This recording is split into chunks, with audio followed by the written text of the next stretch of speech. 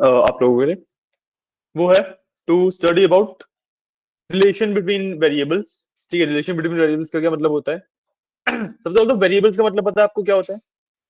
देखो, जब भी मैं डेटा साइंस की बात करता हूँ, तो जितना भी मेरा डेटा है जिसमें अभी अब तक हम रोज एंड कॉलम्स पढ़ते हुए आए थे, उसको हम दो अलग तरीके से रेफर करते हैं। बेसिकली चीज सेम ही है और उसका नाम डिफरेंट हो जाता है। तो जब भी मैं वेरिएबल्स की या पैरामीटर्स की या ऐसे किसी वर्ड की बात करता हूँ, तो we are referring to columns. ठीक है, तो जब मैं बोल रहा हूँ कि भाई रिलेशनशिप बिटवीन वेरिएबल्स, तो उसका मतलब होता है कि भाई कॉलम्स आपस में किस तरीके से रिलेटेड है। ठीक है, क्लियर है इतना कंसेप्ट? ठीक है, अब जो रिलेशनशिप है, हम मेजरली दो तरीके से निकालते हैं। एक होता है हमारे पास कोवेरियंस और एक होता है हमारे पास को रिलेशन। ठीक है, कोवेरियंस हमें क्या बताता है कि पहली बात तो देखो, जो रिलेशनशिप हम निकाल रहे हैं ना, ये सिर्फ न्यूमेरिकल वेरिएबल्स के बीच में निकलता है, मतलब ऐसे कॉलम्स जिसके अंदर न्यूमेरिकल वैल्यूज है। अब वो नॉर्मल इंटीजर्स हो या फिर पॉइंट वाली फ्लोट वैल्यूज हो, कुछ भी हो, डजेंट मैटर। ठीक है, तो रिलेशनशिप उसी में निकलता है। ठीक है, और जब मैं कोवेरियंस की बात कर रहा हूँ, तो कोवेरियंस का मतलब होता है कि भाई जब जैसे मैंने एक कॉलम लिया ए, एक कॉलम लिया बी। ठीक है, इनके बीच का कोवेरियंस का क्या मतलब होगा कि भाई जब ए की वैल्यू बढ़ रही है, तो क्या बी की वैल्यू बढ़ रही है या घट रही है? एक एग्जांपल देते हैं। मान लो ए की वैल्यू थी 1, तो बी की वैल्यू भी 1 थी। ठीक है, अब अगर ए की वैल्यू 2 हुई, तो बी की वैल्यू 2 हुई या 0 हुई? ठीक है, ये होता है कोवेरियंस, कि भाई जो उनकी डायरेक्शन ऑफ मूवमेंट है वो सेम है या अपोजिट है। मतलब एक बढ़ने पे दूसरा भी बढ़ रहा है या एक बढ़ने पे दूसरा कम हो रहा है। ठीक है, ये होता है कोवेरियंस। ठीक है, अब कोवेरियंस जब हम निकालते हैं तो उसका ना आउटपुट में एक नंबर आता है। ठीक है, और वो जो नंबर है उसमें लाइक पॉजिटिव में आ सकता है या नेगेटिव में आ सकता है। हमें उस नंबर से फर्क नहीं पड़ता। कोवेरियंस में हम उस नंबर को नहीं देखते, हम सिर्फ साइन को देखते हैं। तो जो भी कोवेरियंस की मेरी वैल्यू होती है, अगर वो पॉजिटिव आई, तो मतलब दोनों सेम डायरेक्शन में मूव कर रहे हैं। सेम डायरेक्शन में मूव करने का मतलब एक बढ़ेगा दूसरा भी बढ़ रहा है। और अगर वो वैल्यू नेगेटिव आई, तो उसका मतलब होता है दोनों डिफरेंट डायरेक्शन में मूव कर रहे हैं। डिफरेंट डायरेक्शन में मूव करने का मतलब कि भाई एक बढ़ रहा है तो दूसरा कम होएगा। क्लियर है? इतना समझ आया है? समझ आया है? ठीक है, अब जो कोवेरियंस होता है ना, इसमें एक प्रॉब्लम क्या है कि भाई मेरे को ये तो पता लग रहा है कि इनकी डायरेक्शन ऑफ मूवमेंट क्या है, सेम है या अपोजिट है ना? साइंस से ही मेरे को ये तो पता लग रहा है कि भाई इनके डायरेक्शन ऑफ मूवमेंट सेम है या अपोजिट है। बट मैं ये नहीं बता सकता कि भाई उनका रेशियो क्या है, किस रेशियो में वो मूव कर रहे हैं। क्या मतलब ए 1 से 2 होने पे बी भी 1 से 2 ही हो रहा है, या फिर देखो डायरेक्शन सेम होने का मतलब तो सिंपल हुआ कि भाई जब ए बढ़ रहा है बी भी बढ़ रहा है। बट ये भी तो हो सकता है ना कि ए की वैल्यू 1 से 2 हुई, तो बी की वैल्यू 1 से 2 हो या 1 से 3 हो जाए या 1 से 1.5 ही हो। तीनों केस में बढ़ तो रही है, तो डायरेक्शन तो सेम ही हुई, बट रेशियो अलग अलग हो गए। बट जो रेशियो है वो अलग अलग हो गए। तो जो को रिलेशन है हमारे पास, वो मेरे को डायरेक्शन के साथ साथ आपका रेशियो भी बताता है। ठीक है, तो कोवेरियंस एक्चुअली पुराना है, उसको हम पहले यूज किया करते थे। आजकल कोरिलेशन बहुत ज्यादा ट्रेंडिंग में बहुत ज्यादा यूज किया जाता है। ठीक है, तो कोरिलेशन क्योंकि हमें दोनों चीजें बताता है, your direction and the magnitude, इसलिए correlation is better than covariance. हम करेंगे दोनों, बट यूज ज्यादातर कोरिलेशन ही किया जाता है। ठीक है, क्लियर है इतना पार्ट? क्लियर हुआ?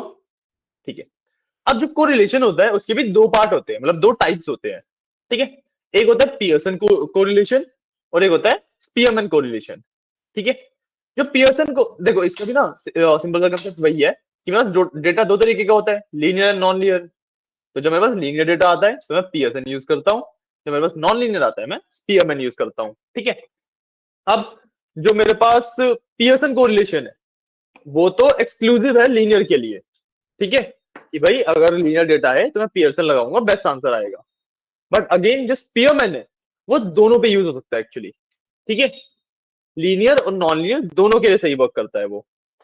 Getting my point? क्लियर है? ठीक है ना? हाँ जी, देखो आंसर अगर आ गया होगा तो ठीक किया आपने। आंसर आ गया जो आप एक्सपेक्ट कर रहे थे, भैया है तो बस ठीक किया फिर। इसमें तो सिंपल है ना, इसमें तो फॉर्मुला एक्चुअली चेक करने की जरूरत ही नहीं है। अगर आपने फॉर्मुला में कहीं भी गलती करी होगी तो आंसर ही नहीं आएगा। सिंपल है ना? तो ठीक है, अपना कोलैब वगैरह खोल लो, एक बार इसके कोड की भी बात करते हैं। हमने 3 चीजें पढ़ी। सबसे पहले कोवेरियंस, फिर कोरिलेशन, कोरिलेशन के 2 टाइप, पीएसएन एंड स्पीयरमैन। ठीक है ना? और आपको लेट ना हो जाए, टाइम देख लेना।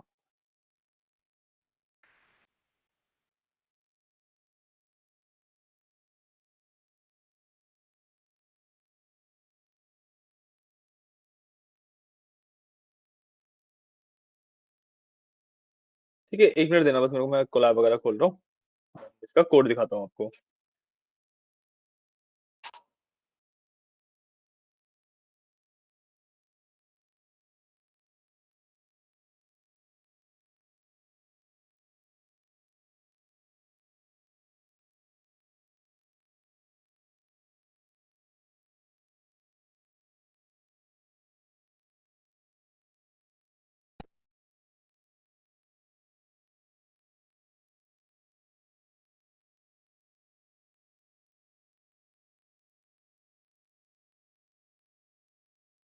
देखो, इस तरीके से निकालते हैं। मैंने यहाँ पे किया क्या है, 1 मिनट दो, 1 मिनट आप कोड लिखो, मैं 1 मिनट में समझाता हूँ कोड को।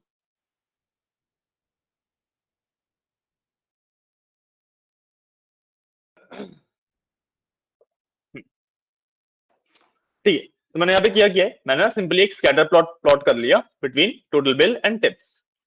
ठीक है, स्कैटर प्लॉट ऐसे डॉट डॉट वाला। ठीक है, तो जो स्कैटर प्लॉट है वो भी 2 न्यूमेरिकल वेरिएबल्स के बीच में ही प्लॉट होता है हमेशा। ठीक है, तो मैंने सबसे पहले सिंपल सा काम किया कि भाई मैंने एक स्कैटर प्लॉट प्लॉट कर दिया। ठीक है, ताकि जो मेरी कोवेरिएंस और कोरिलेशन की वैल्यूज आ रही है, मैं उसको मॉनिटर कर सकूं, मैं उसको मतलब वेरीफाई कर सकूं कि भाई ये वैल्यूज है, जो इन वैल्यूज से मैं इंटरप्रेट कर रहा हूँ क्या वो सही है या नहीं है। ठीक है, उसके बाद मैंने यहाँ पे कोवेरिएंस की वैल्यू निकाली सबसे पहले। ठीक है, उसके बाद कोरिलेशन निकाला पियर्सन, मैं simply dot corr dot cov इस तरीके से यूज करता हूँ, and method equal to Pearson कर दिया और मेथड इक्वल टू स्पीयरमैन कर दिया। ठीक है, इससे मेरी तीनों वैल्यूज आ गई। तो ना स्कैटर प्लॉट पे आने से पहले वैल्यूज देखते हैं। देखो, चलो कोवेरिएंस की बात करते हैं। कोवेरिएंस के मैंने क्या बताया था कि भाई इसकी हमें वैल्यू से फर्क नहीं पड़ता, हमें सिर्फ साइन देखना होता है। ठीक है, और साइन भी ना, मैं इन 2 वैल्यू को नहीं देखूंगा, इन 2 वैल्यू को तो मैं इग्नोर ही कर दूंगा, ये वाली वैल्यू एंड ये वाली वैल्यू, तो जो डायगोनली वैल्यू होती है उसको इग्नोर कर देते हैं। ठीक है, क्यों इग्नोर करते हैं, कोई रीजन गेस करो, अब सोच पा रहे हो आप लोग तो। देखो, हाँ हाँ हाँ हाँ हाँ, बिल्कुल सही। क्योंकि देखो ये वाली वैल्यू जो है, ये total bill against total bill है, और जो अगर मैं इस वाली वैल्यू की बात करूं, टिप टिप वर्सेस टिप है, तो मैं सेम ही कॉलम क्या बीच में वेरिएंस या रिलेशन थोड़ी ना देखूंगा, मैं हमेशा किसके बीच में रिलेशन देखूंगा, 2 डिफरेंट कॉलम्स के बीच में। तो वो वैल्यूज मेरे को कहां पे मिल रही है, यहाँ पे, ये टोटल बिल और टिप के बीच में है, और ये वाली टिप और टोटल बिल के बीच में है। दोनों वैल्यू बेसिकली सेम ही आएंगी क्योंकि 2 ही कॉलम है। करिए पॉइंट। तो जो लेफ्ट टू राइट का डायगोनल होता है उसको हम इग्नोर कर देते हैं, उसके अलावा हमारे पास सारी वैल्यू काम की होती है। ठीक है, अब इसके अंदर मैंने बताया था कोवेरिएंस में हमें वैल्यू से फर्क ही नहीं पड़ता, हमें सिर्फ साइन देखना है। साइन क्या है, पॉजिटिव। पॉजिटिव का मतलब क्या हुआ, दोनों की डायरेक्शन सेम है। Okay bye bye. तो अगर मैं ग्राफ में देखूं यहाँ पे, तो देखो यहाँ पे एक्स एक्सिस पे मेरा टोटल बिल है, वाई पे मेरा टिप है, और आप नोटिस करोगे भाई जैसे जैसे टोटल बिल की वैल्यू बढ़ रही है, majority of the portion tip का भी बढ़ रहा है।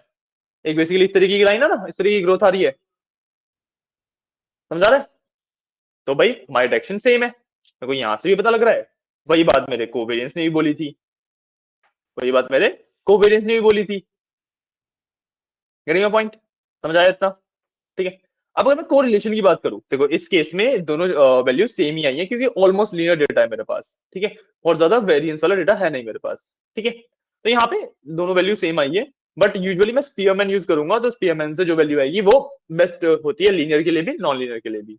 ठीक है, यहाँ पे अगर मैं वैल्यूज की बात करूं, तो अगेन मैं इन दोनों वैल्यू वैल्यू को देखने का मेरे पास पॉइंट ही नहीं है, इसको और इसको देखने का मेरे पास पॉइंट ही नहीं है। ठीक है, रीजन वही same, total bill versus total bill नहीं देखूंगा, या टिप वर्सेस टिप नहीं देखूंगा, मैं टोटल बिल वर्सेस टिप या टिप वर्सेस टोटल बिल देखता हूँ सिर्फ, जो कि है ये वाली वैल्यू। अगेन ये वाला डायगोनल सेम आएगा, दोनों वैल्यू सेम है। अब इसमें ना वैल्यू लिखी हुई है 0.67 और साइन क्या है, पॉजिटिव। ठीक है, जो इसकी कोरिलेशन की वैल्यूज होती हैं वो -1 से 1 के बीच में होती है, ठीक है।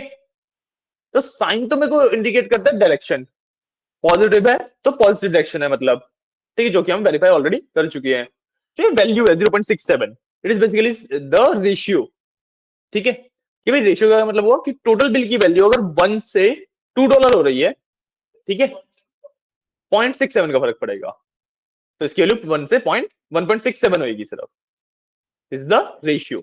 और ये चीज भी हम एक्चुअली वेरीफाई कर सकते हैं। आप अगर यहाँ पे देखोगे तो मेरा जो डेटा है, एक मिनट, हाँ, इसको मैं अगर यहाँ से एक स्ट्रेट लाइन प्लॉट कर दूं डायगनली, तो मेरा मैक्सिमम डेटा नीचे वाले क्वाड्रेंट में फॉल कर रहा है ना। हाँ, और ये जो नीचे वाला क्वाड्रेंट है वो किसका है, एक्सेसिस, एक्सेसिस किसका है, टोटल बिल का। तो भाई टोटल बिल ज्यादा फेवर्ड है, तो हमें समझ आ रहा है कि हाँ भाई टोटल बिल डबल होने पे टिप की वैल्यू बहुत ज्यादा नहीं बढ़ रही है, ठीक है, बढ़ रही है, देखो यहाँ पे बढ़ रही है टिप की वैल्यू, पर टोटल बिल बढ़ने पे बहुत ज्यादा नहीं बढ़ रही है, क्योंकि ज्यादा पॉइंट आप देखोगे इस तरीके से बढ़ रहे हैं सिर्फ, ज्यादातर बिल आपके एक्स एक्सिस की तरफ बढ़ रहे हैं सिर्फ, है ना। तो जब मैं उसका एवरेज आउट करता हूँ, जो थोड़ी बहुत बड़ी बड़ी टिप्स है उनको मिला के इसका एवरेज आउट करता हूँ, तो मेरा रेशियो जो निकलता है, एवरेज रेशियो निकलता है, वो निकलता है 0.67 का। मतलब अगर टोटल बिल की वैल्यू $1 से $2 हो रही है, तो उस केस में टिप की वैल्यू $1 से $0.67 ही बढ़ेगी, मतलब 1.67 आएगी। समझ आया, क्लियर है, कोई डाउट्स नहीं, ठीक है। आप एक बार इसका कोड लिख लो, कोड को रन करना, इतने में इसका जो मैथमेटिकल फॉर्मूला है वो लिख देता हूँ, ये भी करो, एक मिनट में आया।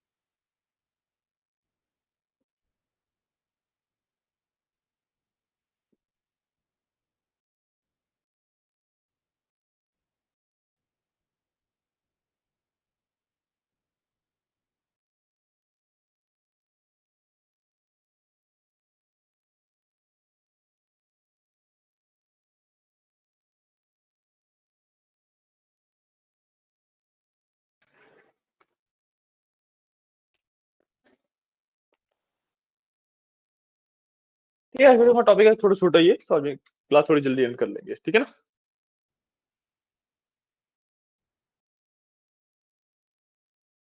समझ आ रहा है अब तक जो भी हमने पढ़ा है, उसमें कोई डाउट्स वगैरह तो नहीं है।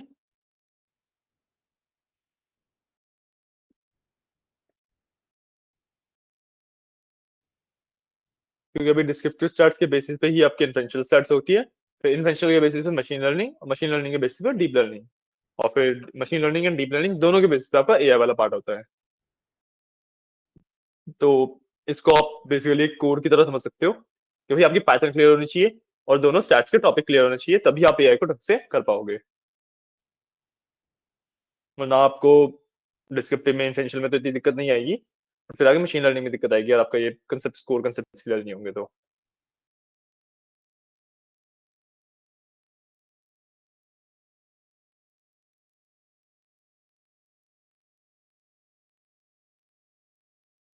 ठीक है, इसमें ना ये जो ये वाला पार्ट है, ये वाला बस मैंने लाइक सेपरेशन वगैरह के लिए लिखा हुआ है, इसको आप नॉर्मली सिर्फ कोवेरियंस लिख के भी छोड़ सकते हो, जिस तरीके से भी आपको करना हो।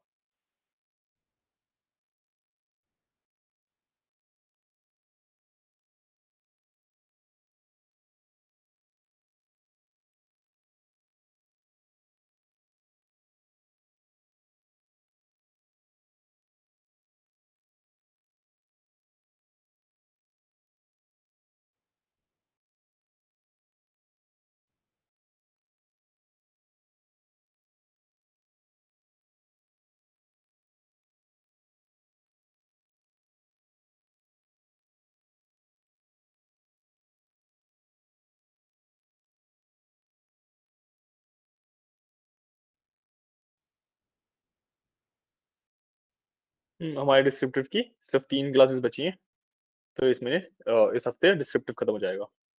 नेक्स्ट वीक से आपका इंटेंशियल स्टार्ट करेंगे। और जैसे से भी एक क्लास आपकी मिनी ईडीए प्रोजेक्ट की होती है, मतलब 2 मेजर हमारे पास टॉपिक बचे हैं जो हम कल एक और परसों एक करेंगे। फिर फ्राइडे वाली क्लास में आपका एक बेसिकली क्लासरूम ईडीए प्रोजेक्ट होता है। तो I will give you a project, आपको जो कोड आपने लिखा है पूरी through out the descriptive steps की क्लास, उसको यूज करके उस बेसिकली प्रोजेक्ट को बिल्ड करना है। ठीक है, तो लास्ट क्लास में आपको वो रहेगा, जो भी आपके डाउट्स वगैरह है सब कुछ है, आप पूछ सकते हो आराम से।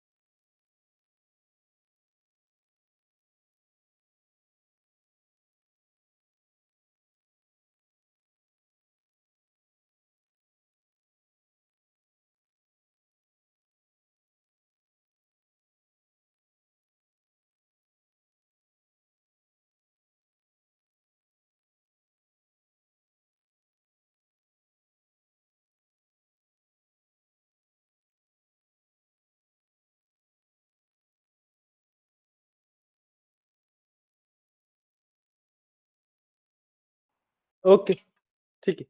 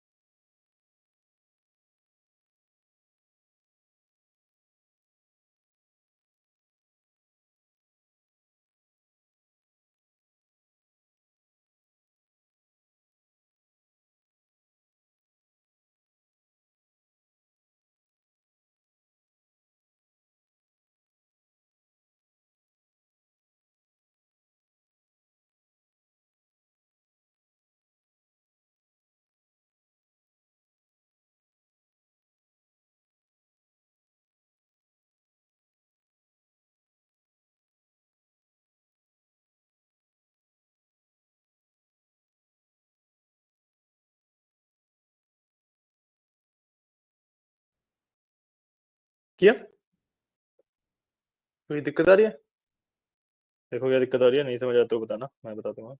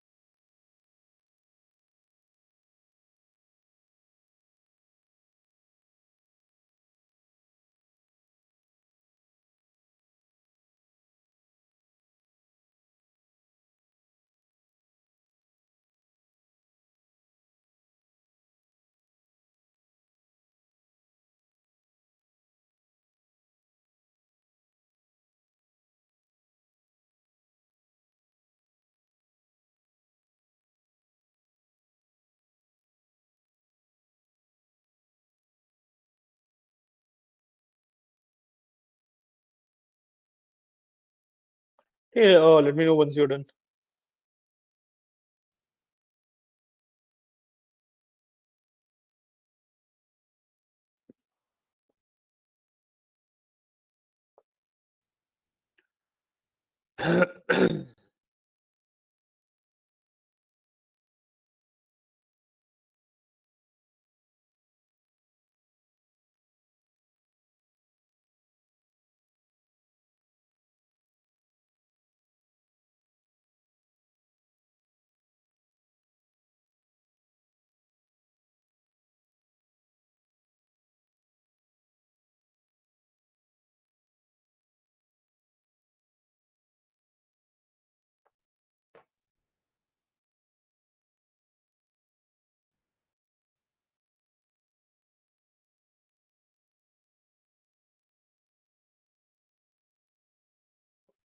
हो गया? ठीक है। तो ये वाला था आपका main code for covariance and correlation, ठीक है। दीज आर द फॉर्मूलाज, ठीक है। इसके अंदर आप कोवेरियंस का फॉर्मूला देखो, कोवेरियंस के फॉर्मूला में मतलब सिंपल आपके जो एक्स और वाई देखो, आपके दो वेरिएबल हो गए। जैसे हमने यहाँ पे टोटल बेलो टिप लिया था, तो यहाँ पे एक्स और वाई आपके वो दो वेरिएबल्स हो गए, ठीक है। One by N is your number of total, you can say entries, कि भाई एक्स और वाई में टोटल एंट्रीज कितनी है। मान लो 100 रोज थी दोनों में, तो एन की वैल्यू 100 हो गई, ठीक है। उसके बाद सबमिशन है, बेसिकली सम करना होता है आपको, ठीक है। उसके बाद सम किसका करना है, एक्स आई, मतलब जिस पॉइंट पे मैं हूं उस पॉइंट का आई वैल्यू, मतलब मान लो 1 पे हूं मैं अगर, तो एक्स वन जो फर्स्ट वैल्यू है एक्स की, 2 पे हूं तो एक्स टू, ठीक है, माइनस एक्स मीन, मतलब एक्स बार का मतलब होता है एक्स का mean, similar for Y, multiplied by Y I minus Y mean, ठीक है। इस फॉर्मूला को बहुत ज्यादा अच्छे से समझने की जरूरत नहीं है, आपको समझ लो कि कोवेरियंस का फॉर्मूला कुछ इस तरीके का दिखता है, ठीक है। अब आपके दिमाग में क्वेश्चन होगा कि भाई जब कोरिलेशन से हमें रेशियो और डायरेक्शन दोनों पता लग जाती है, तो हमने कोवेरियंस पढ़ा भी क्यों। हमने कोवेरियंस सिर्फ इसलिए पढ़ा क्योंकि जो कोरिलेशन का नीचे आप फॉर्मूला देखोगे, उसके अंदर एक्चुअली कोवेरियंस की वैल्यू यूज की जाती है। तो कोवेरियंस आपको हर केस में निकालना ही पड़ता है, if you are finding just the covariance और कोवेरियंस, सॉरी, कोरिलेशन, ठीक है।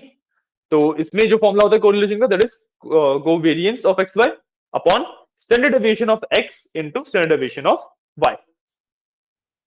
समझ आया फॉर्मूला मैथमेटिकली? तो कोई डाउट इस पर में नोट वगैरह करना है तो नोट वगैरह कर लो। बेसिकली देखो, आपको फॉर्मूला याद रखने की जरूरत नहीं होती है।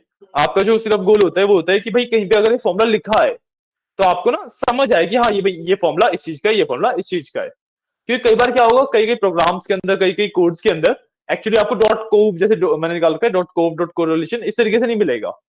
उन्होंने क्या कर रखा होगा, मैन्युअली पूरा फॉर्मूला लिखा हुआ होगा कोड के अंदर। तो भाई अगर आपको समझ पता ही नहीं है कि ये फॉर्मूला किस चीज का है, तो आप कैसे पता करोगे ये कोड एक्चुअली कर क्या रहा है ना। तो आपको फॉर्मूला याद करने की जरूरत नहीं है, आप सिर्फ देख के पहचान पाओ, इस तरीके से आपको याद रखना बस ये, ठीक है। यूजुअली तो ये देखो, आपको अगर कहीं से कोवेरियंस का या कोरिलेशन का फॉर्मूला की नीड पड़ती है, तो आप सिंपल गूगल करना, मिल जाएगा बड़े आराम से, कोई इश्यू नहीं है। बट अगर आपको एक फॉर्मूला मिला, फिर आपको पता करना है कि भाई ये किस चीज का फॉर्मूला है, तो उस चीज को गूगल करने में थोड़ा सा इश्यू हो जाता है ना। तो इस वजह से आपको ये फॉर्मूला याद होना चाहिए, ठीक है। बाकी आप फोटो खींच के इसके आपके ग्रुप पे भेज रहा हूँ, तो आपके पास लाइक नोट्स की तरह रेडी हो जाएगी चीजें।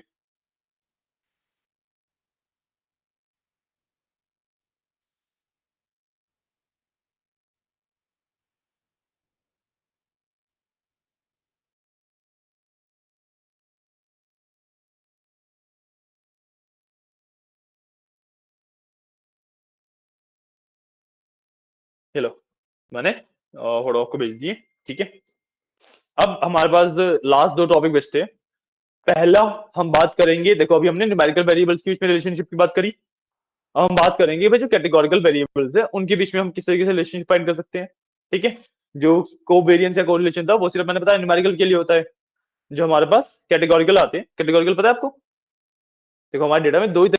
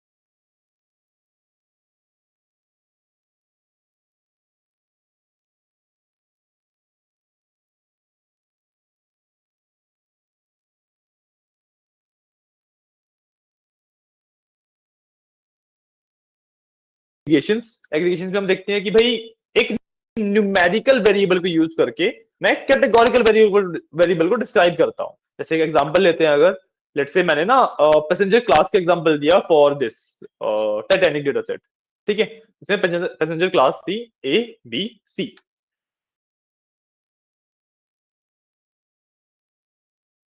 देख सकता हूं सिमिलरली फॉर बी फेयर का मीन देख सकता हूं, सी के फेयर का मीन देख सकता हूं।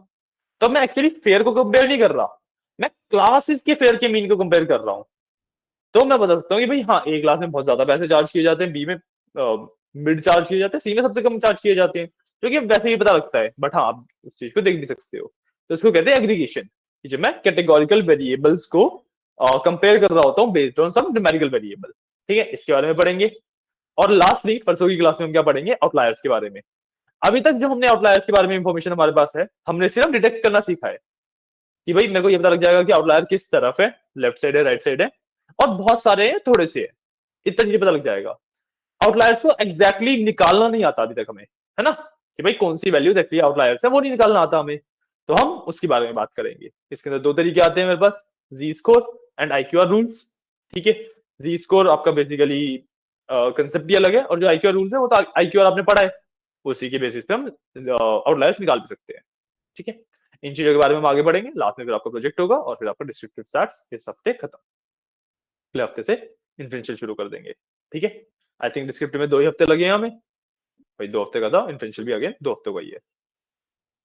ठीक है, तो अप्रैल के मंथ में हमारा स्टैट्स वाला पार्ट पूरा खत्म हो जाएगा। ठीक है, तो आज के लिए इतना ही रखते हैं। कोड वगैरह हो गया आपका अच्छे से रन, कोई एरर प्रिंस नहीं ना? ठीक है, तो आज की क्लास में इतना ही रखते हैं। ठीक है, कल मिलते हैं, कल की क्लास में सारे टॉपिक को कवर कर लेंगे पूरा। ठीक है, चलिए आज के लिए इतना ही, ओके, कल मिलते हैं, थैंक यू। मैं नो ये वाला पार्ट थोड़ा सा बोरिंग हो गया होगा, बट इंपॉर्टेंट है आगे फिर AI वगैरह के लिए। AI वाला पार्ट, ML वाला जो है या फिर DL वाला जो पार्ट है वो इंटरेस्टिंग है, उसमें अच्छे अच्छे प्रोजेक्ट्स करेंगे, तो उसमें इंटरेस्ट आएगा। ठीक है, चलिए, थैंक यू।